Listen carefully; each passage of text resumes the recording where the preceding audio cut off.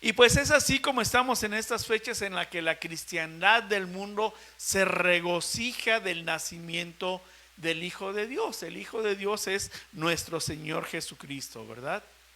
El hecho es lo importante de lo que recordamos, el hecho, y no se olvide usted de él, porque este hecho fue que Jesús fue enviado a este mundo por voluntad de su Padre, por amor a la mayor de sus creaciones, nosotros, el hombre, la humanidad.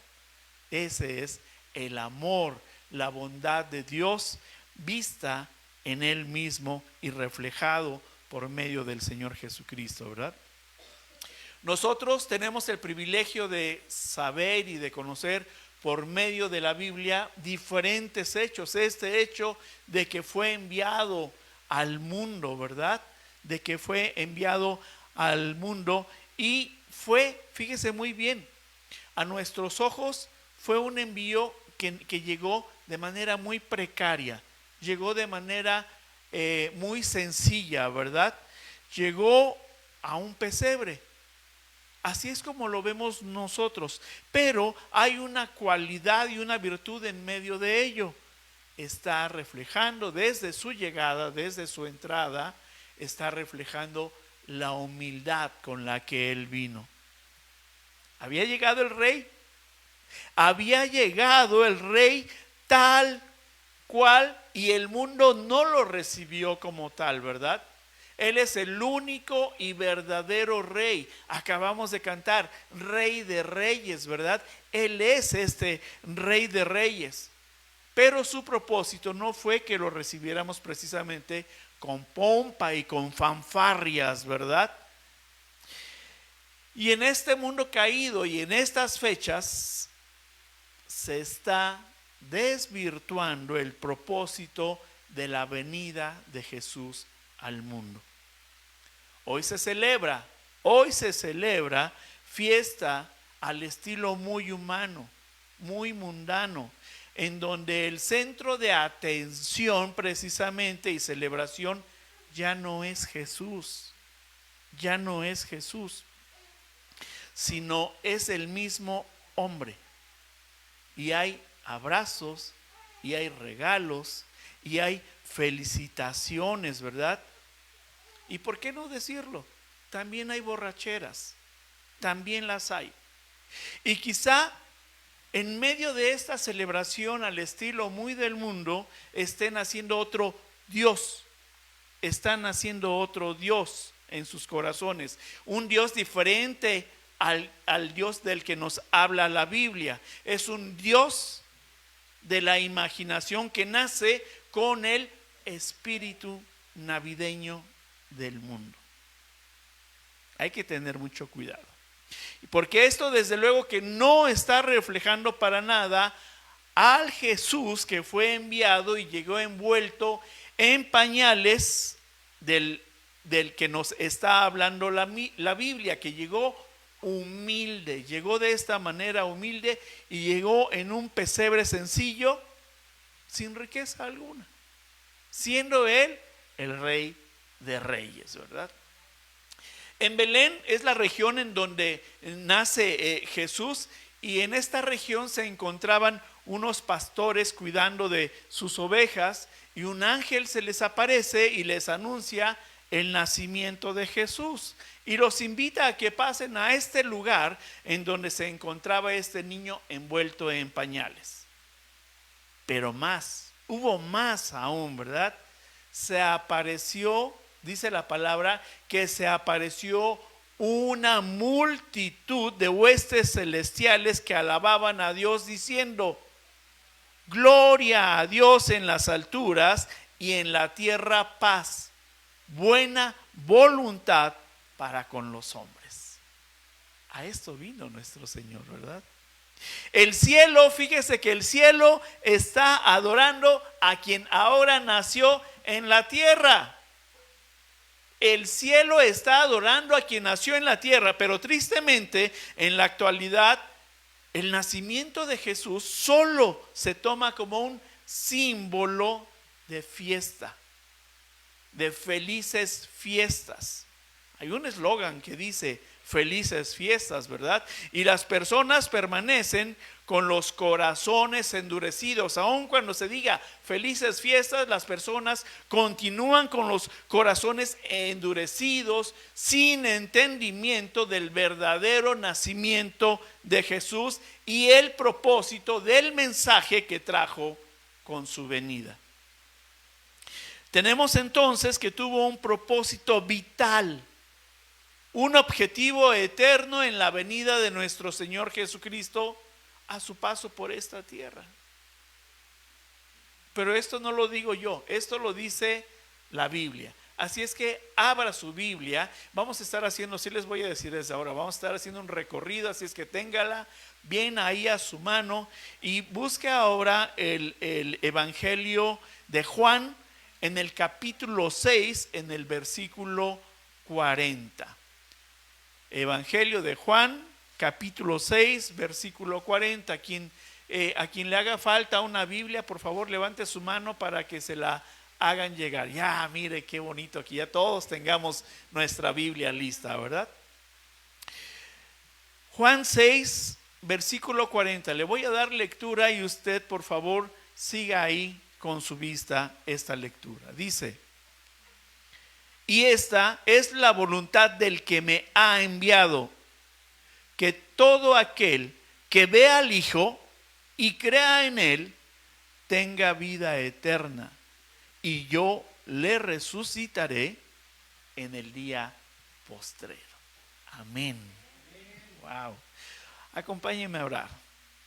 Señor Dios, gracias Padre bendito, porque has venido a esta tierra y te has mostrado de esta manera, Señor, característica en ti, una virtud de humildad misma que nos enseñas.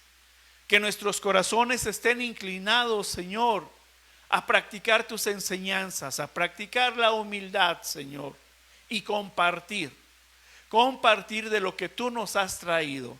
Que el mundo conozca las buenas noticias por las cuales tú has venido. Señor, toca aquellos corazones que aún no han entendido el propósito por el cual fuiste enviado por amor a nosotros por el Padre. Gracias, Señor, porque nos das la libertad de abrir tu palabra, conocerla y que tu Espíritu Santo nos guíe, Señor, para entender y atesorar en nuestros corazones este mensaje de salvación que tú nos has traído, Señor. Gracias, Padre bendito. Que esta palabra sea edificante en nuestros corazones y que también la llevemos, Señor, ahí en donde aún hace falta. Gracias, Señor Espíritu de Dios. Toma control de mí y de cada uno de los corazones que estamos aquí reunidos en adoración. En el nombre poderoso de tu Hijo Jesús, oramos y te bendecimos, Padre. Amén. Muy bien, pues vamos a continuar con la serie de mensajes que se inició la semana pasada con la pastora. ¿Usted recuerda cuál fue ese primer tema? Su encarnación, ¿verdad? Vino el Señor Jesús, fue enviado a encarnarse, ¿verdad? La serie la hemos denominado Jesús y su entrada en la tierra. Y el título del mensaje de hoy le hemos llamado Futuro asegurado. Futuro asegurado. La cristiandad no debe ni puede permanecer estancada en únicamente el nacimiento del niño Dios. Sí es precisamente con su nacimiento que comenzamos a ver materializadas las promesas que se venían realizando en el Antiguo Testamento, ¿verdad? Dice Isaías 7:14, no lo busque, dice: por tanto el Señor mismo os dará señal. He aquí que la Virgen concebirá y dará a luz un hijo y llamará su nombre Emmanuel.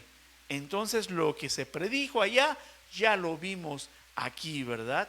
Ya se cumplió, ya se materializó, porque el Señor cumple sus promesas, ¿verdad? Pero esas promesas no se quedaron solamente ahí. El propósito no fue que nos estancáramos y que conociéramos al niño Dios, que estemos adorando a un niño, no, sino que verdaderamente conozcamos a Jesús, que aprendamos de sus enseñanzas, que creamos en su nombre, para que el plan que vino a cumplir en nuestras vidas terrenales, y mejor aún en las posteriores a esta temporalidad, esas promesas que también vino a dejarnos el Señor Jesús, ¿verdad? Y mire que iniciando el versículo 40 de este texto base, dice: y esta es la voluntad del que me ha enviado. ¿Quién está hablando? Jesús mismo. Y está revelándonos cuál es la voluntad del que le envió. De acuerdo al tiempo cronológico en la Biblia, entre Adán y el nacimiento de Jesús pasaron 4,000 años. 4,000 años aproximadamente. La desobediencia de Adán dio entrada al pecado, y como consecuencia de este, la muerte espiritual, ¿verdad? Y no tan solo personal, sino la muerte espiritual del mundo. Dios Padre, que se encuentra en perfecto control de todo, echa a andar el plan de salvación que ya tenía en sus pensamientos y en su corazón por amor al hombre. Eva y Adán perdieron la comunión íntima que tenían, perdieron la amistad con Dios como consecuencia de ese pecado, de esa rebelión, ¿verdad?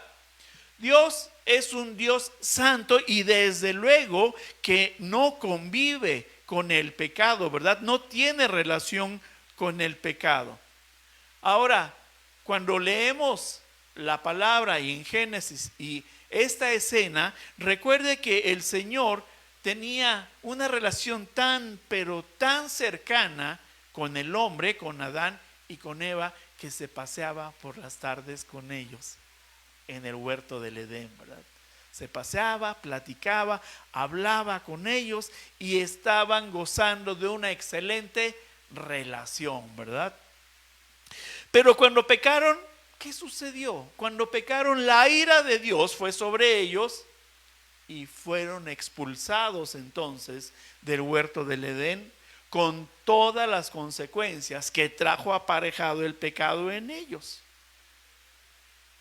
Lo peor de todas estas consecuencias fue que la relación con Dios se vio rota, desconectada, sin comunicación. Ya no podían ver más a Dios, mucho menos estarse paseando con Él por las tardes, ¿verdad? Las tinieblas habían cegado la visión espiritual del hombre. Desde luego que esto entristeció el corazón de Dios, ¿verdad? Por el hecho de que el hombre pecó, pero no dejó de amarlos. Tenía el Señor, si se puede llamarlo así, sí tenía una relación con el hombre, pero la tenía interrumpida. La voluntad de Dios es soberana, es lo que nos está diciendo nuestro Señor Jesús. La voluntad de Dios es soberana, es decir, significa que Dios tiene el derecho y poder de hacer lo que Él desea sin que nadie se lo impida. Y la voluntad de soberanía de Dios se manifiesta y nos la hace conocer. Muchas veces decimos, pero ¿cuál es la voluntad de Dios? Y muchas veces la recitamos, nos la hemos aprendido y no nos hemos dado cuenta. Mire, acompáñeme. Ahí en Juan, déle para atrás a Juan 3. Juan 3, y es el versículo 16 que le digo, usted lo recita ¿cómo se dice? Fácilmente, ¿verdad? Sí. Así es. Dice Juan 3:16, porque de tal manera amó Dios al mundo que ha dado a su Hijo unigénito para que todo aquel que en Él cree no se pierda, mas tenga vida eterna. ¿Cuál es la voluntad de Dios? Amarnos. Amarnos. Y dice que la voluntad de Dios y en su soberanía ha dado a su Hijo. ¿Para qué? Dice que para que todo aquel que en Él cree no se pierda, mas tenga vida eterna. Y esta es la voluntad de Dios. Esto fue el que haya enviado a su Hijo Jesucristo a la tierra, ¿verdad? Esta es la voluntad del que me ha enviado, dice Jesús. Esta es la voluntad del que me ha enviado. Fue enviado el Hijo con un propósito y con un objetivo claro, con un plan divino bien establecido. ¿Qué dice? Tener vida eterna. Quien crea en Jesús tenga vida eterna. El hombre se encuentra perdido sin Dios. Y en su voluntad Dios toma la iniciativa de acercarse y buscar al hombre, enviando de manera personal, por amor, a su unigénito para rescatarnos de esa naturaleza de pecado, para sacarnos de las tinieblas en las que ya se encontraba el mundo y lo viéramos a Dios reflejado en el Hijo. Reflejado en el Hijo. El corazón del hombre es duro, como dice la palabra, es de piedra, ¿verdad? El corazón del hombre está en tinieblas y ¿qué necesita? Ayuda. Necesita ayuda. Ahora acompáñeme a la carta a los Romanos, en el capítulo 3, versículo 10. Romanos 3, versículo 10. Dice, como está escrito, no hay justo ni aun uno. No hay justo ni aun uno. Y el versículo 11 dice, no hay quien entienda, no hay quien busque a Dios. No hay quien busque a Dios. Y Dios es bueno y lo acabamos de cantar, esa bondad de Dios, ¿verdad? Y podemos ver su piedad manifestada. Podemos ver su misericordia y podemos ver la gracia. Porque aún sin que lo mereciéramos, envió a su Hijo a morir por ti y por mí. ¿Para qué? Para salvarnos. Para salvarnos. La misericordia y la gracia de Dios es evidente en su Hijo. La voluntad de Dios es que todos nos acerquemos, dice, para que todo aquel que en Él cree. Entonces la voluntad es que nos acerquemos. Él quiere, el Señor, Dios quiere restablecer, quiere reconectar nuestra comunión y darnos nuevamente su amistad para que sigamos disfrutando de esa comunión que se había ya interrumpido. Dios anhela que estemos aceptando el regalo de salvación.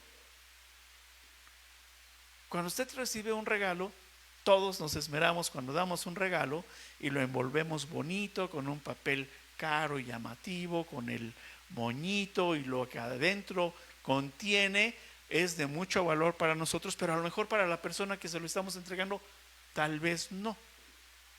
Tal vez no. Y esto se lo digo porque el regalo que el Padre nos envió del cielo, ¿en qué llegó envuelto?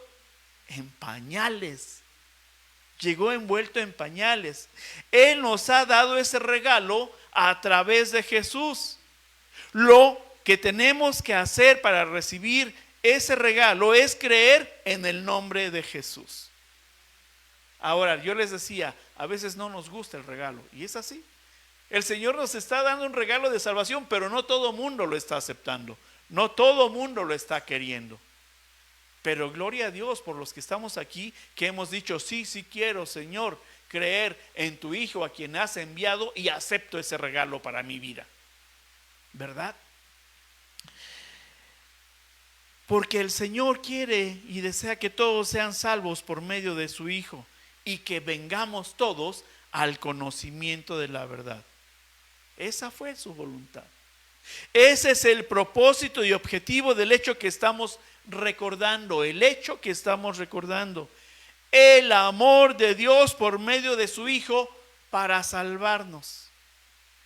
Jesús y su entrada en la tierra fue para que tengamos un futuro asegurado.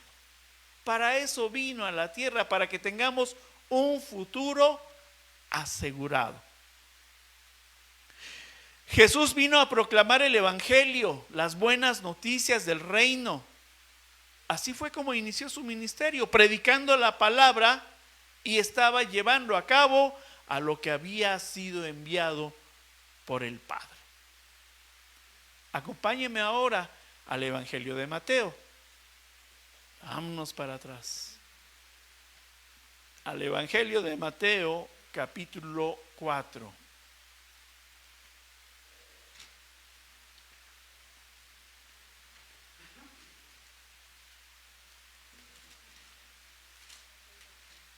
Mateo 4, versículo 17. Dice, Mateo 4, versículo 17, desde entonces comenzó Jesús a predicar y a decir, arrepentíos, porque el reino de los cielos se ha acercado. El pecado estaba reinando en el mundo. ¿Qué era lo que necesitaba el hombre? Arrepentirse. Arrepentirse, ¿verdad? Estaba viviendo en tinieblas, estaba dándose una vida desenfrenada, le estaba dando goce a la carne, ¿verdad? Y alguno de estos ejemplos lo vemos muy claro, y usted conoce este pasaje de Sodoma y Gomorra, ¿verdad? El pueblo era tan, pero tan pecador que, ¿qué cree? No se arrepentía. No se arrepentía. ¿Qué fue lo que hizo Dios? Esperó y esperó y esperó y esperó y esperó. Dice la palabra que Dios es lento para la ira, ¿verdad? Esperó hasta que el pecado colmó a Dios y tuvo que ejercer la ira. Y destruyó al pueblo de Sodoma y Gomorra. Pero déjeme decirle que no destruye al hombre, destruyó el pecado que estaba reinando en el hombre. De manera que la ira de Dios es santa y además es purificativa. Lo que hizo Dios no fue contra el hombre, sino contra el pecado, desarraigándolo de una vez. La buena noticia de Jesús y su entrada en la tierra es para el pecador. Es que se arrepienta de pecado, que nos reconozcamos pecadores y que acudamos a Él. No es para hacer fiesta al estilo del mundo. Ya dijimos que, como dice Romanos 3:10, no hay justo ni siquiera uno. Jesús no vino a condenar al mundo, sino vino a librarlo de pecado precisamente. Y Dios no miente. Quien dice que no tiene pecado, es un mentiroso y Dios no está con él. Ahora vamos al Evangelio de Lucas. En el capítulo 19. Versículo 10.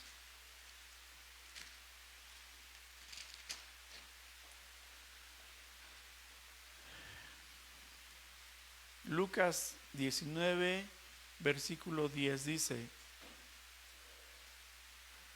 porque el Hijo del Hombre vino a buscar y a salvar lo que se había perdido. Jesús es santo y sin mancha, sin pecado, y su entrada en la tierra es una tierra llena de pecado, El Padre lo envió para que reconociéramos nuestros pecados. Jesús dijo: arrepentíos, para que reconociéramos nuestros pecados, para que por medio de Él se nos dé un futuro asegurado. Y ese futuro asegurado ya nadie ni nada nos lo va a quitar. ¿Por qué? Porque ese futuro ya es eterno en el nombre de Jesús.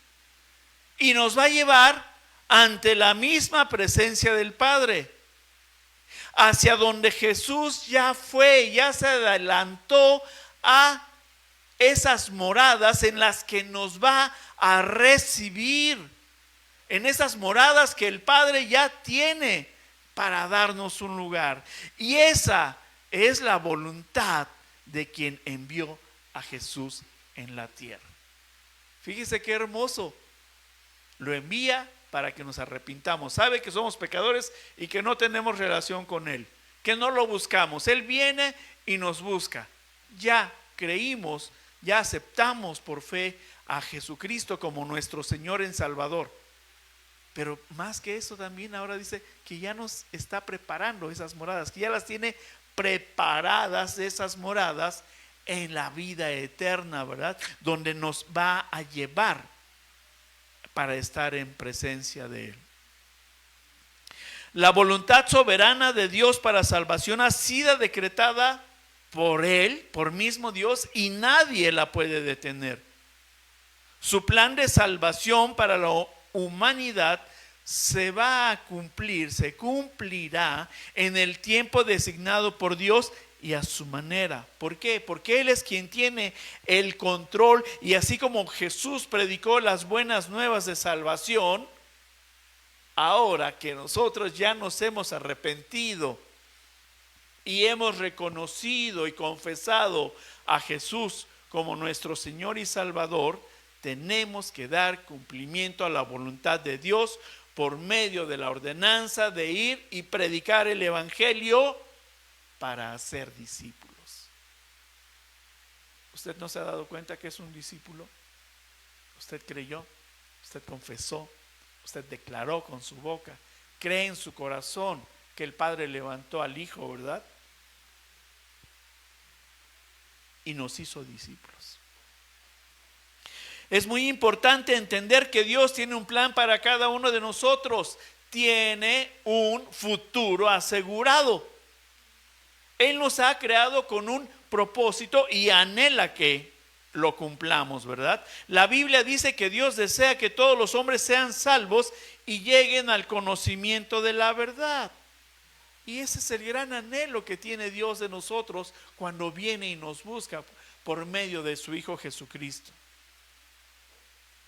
Por tanto, una de las formas principales de hacer la voluntad de Dios es no perder de vista el objetivo, su objetivo. Jesús y su entrada en la tierra es, insisto, para reconocernos pecadores y que tenemos la necesidad de un Salvador, creer y aceptar a Jesús como ese Salvador y seguirle. Tristemente, hoy día muchos rechazan a Dios, rechazan ese regalo de salvación, ¿verdad? ¿Por qué? Porque no lo conocen. Es más, hasta hacen burla de Dios en medio de las fiestas que llevan a cabo. Y eligen vivir vidas independientes de Dios. Vidas de pecado, vidas alejadas de Dios, o mejor dicho, sin Dios. Prefieren vivir sin Dios. Y aún así, fíjese, la misericordia y el amor de Dios es tan grande que aún así Dios no se da por vencido y sigue atrayéndolos con su mensaje de amor, ¿verdad? Al igual que nos trajo a ustedes y a mí. Así nos trajo. Pero la decisión final, como bien sabemos, es personal. Abrimos el regalo, nos gusta, lo aceptamos, lo usamos. O lo desechamos, o lo guardamos por ahí. Escuche bien y présteme atención. Vivir sin Dios es posible. Vivir sin Dios es posible. Aquellos que viven sin Dios tienen un futuro seguro. Un futuro seguro. Dios, dice la palabra, es quien hace salir el sol para buenos y malos, y quien hace llover para justos e impíos, ¿verdad? E injustos. Lo cual quiere decir que todos tenemos la misma oportunidad de recibir ese regalo, de escuchar y aceptar el mensaje de salvación o rechazarlo. De ahí viene la decisión personal de vivir con Dios o vivir sin Dios. Convivimos juntos en el andar de esta temporalidad, justos e injustos, dice la palabra, ¿verdad? El futuro seguro sin Dios es eterno, pero lleno de sufrimiento. Acompáñenme ahora a Mateo, nuevamente a Mateo en el capítulo 13.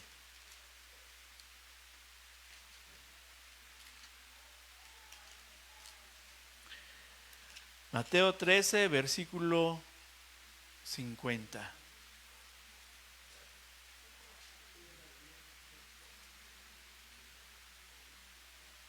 Mateo 13, versículo 50 dice: y los echarán en el horno de fuego, allí será el lloro y el crujir de dientes. Cada uno debe decidir recibir o no el regalo de salvación dado por Dios. Cada uno debe de recibir o no el regalo de salvación dado por Dios. La gracia de Dios se acercó a nosotros. Jesús y su entrada en la tierra. Es un regalo que vino envuelto en pañales, que vino humilde, pero vino como salvador de pecados, vino como Señor, vino como Rey, vino a darnos un futuro asegurado, vino con poder, vino con autoridad. Esto es lo que el niño Jesús, al crecer y hacerse hombre, vino a completar. La obra redentora, la obra salvadora, la obra limpiadora, la obra justificadora, la obra de reconciliación por medio de Él con el Padre, para que no suframos la condenación eterna. Eterna. La voluntad soberana de Dios para salvación, insisto, ha sido decretada por Él en su plan divino y nadie lo puede detener. El Señor continúa desde allá, desde el principio del tiempo hasta hoy, y va a continuar hasta el fin de los tiempos. Esa voluntad, y nadie lo va a detener. Regresemos al texto original de Juan en el versículo 40. Juan 6. Y la segunda parte del versículo 40 dice que todo aquel que ve al Hijo y cree en Él tenga vida eterna, y yo le resucitaré en el día postrero. Somos salvos por gracia, ¿verdad? No lo merecemos, pero a Dios en su voluntad le plació, fíjese, le plació justificarnos y darnos paz con Él por medio de su Hijo Jesucristo, para que la ira santa no venga sobre nosotros. Esa ira santa la recibió Jesús en sustitución por nosotros. Siendo sin pecado, Él se hizo pecado cargando todos los pecados del mundo. Él fue quien pagó el precio por tu salvación y la mía misma, que no podemos cuantificarlo en dinero, pues mucho menos en obras, ¿verdad? No por obras, dice la palabra, para que nadie se gloríe, ¿verdad? Jesús venció la muerte, Jesús resucitó, de manera que no es vana nuestra fe puesta en su nombre. Él vendrá nuevamente y nos resucitará, entregándonos ese futuro asegurado de gozo, en donde no hay más llanto ni dolor, en la vida eterna en la que estaremos delante del Padre adorándolo en verdad. Estas son las buenas noticias. Jesús y su entrada en la tierra. Vino a traer el evangelio de salvación. Y quienes tomamos la decisión de creer en su nombre, arrepentirnos de pecado, confesándolo con nuestras bocas como Señor y Salvador, creyendo que el Padre lo levantó de entre los muertos, tenemos un futuro asegurado, porque somos justificados ante el Padre para gozar de la vida eterna junto con Él. No es a la fiesta, no es a la fiesta.